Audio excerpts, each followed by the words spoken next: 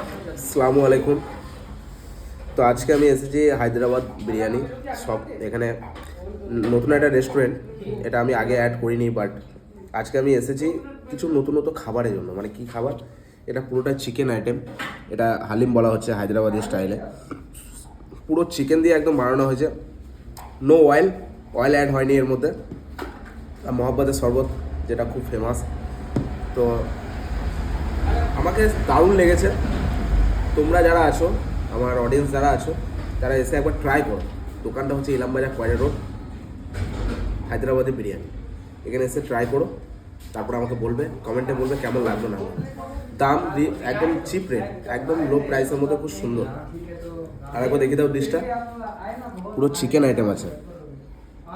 আর আমাদের এক্সারসাইজের ক্ষেত্রে এক্সারসাইজ করার পর আলাদাই একটা, কি বলবো, আমি তো মাঝে মাঝে ভাই এসে খাবোই। নো চিট মিল। চলো, থ্যাংক ইউ।